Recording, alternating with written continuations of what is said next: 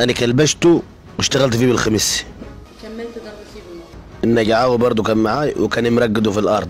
شوف يا اخي الكد، والله يا ابله بيمين انا ما عملت حاجه، انا كان معي برطمانين عسل قدحتهم بيه بس قديته. والعنق اللي ورايا كان معانا برضه. شوف حضرتك انا كنت قاعد في حالي، بصيت زي جديد لقيت الواد لابس طاقيه، هوب رحت شامطها وترانا في الدنيا، محدش شافني خالص بس جديتي، هو ده الموضوع. القوصي شمط الطاقيه ورمح. النجعاوي هو اللي قاعد معاي يا اخي انا بالطلاق ما كنت معاك لحد ما فرفض. يا راجل حرام عليك. خلصت على احمد؟ ايوه، هو خلي في بالك كان عايش بعد ما خد الكشيح ده كله. ضرب كام ضربه؟ 15 غزه بالمنجل. عايش؟ وشه اتكعم.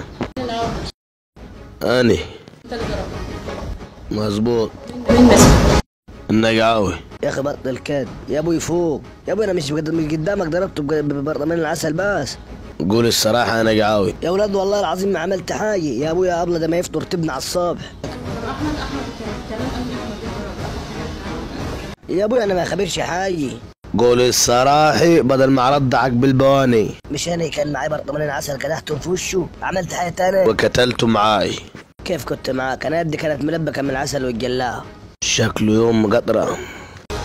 تعرفوا بعض منين؟ ديتي النجعاوي من بلد العسل نجي حمادي، والعنق اللي وراي ديتي من دشني بلد القصب، وديتي القوصي من قوس بلد العلم والعلماء بعيدا عن موضوع الطاقية. ديتي البراهمي ديتي كان معدرب فينا اصلا، ضاربها طبنجي ملوش دعوه باي حياه واصل.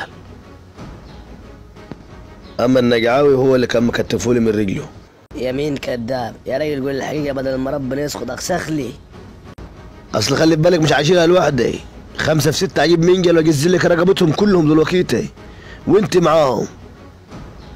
لكن انا معقول اصحابي وجديتي يعني غير كديتي عليا بيمينها غفليه.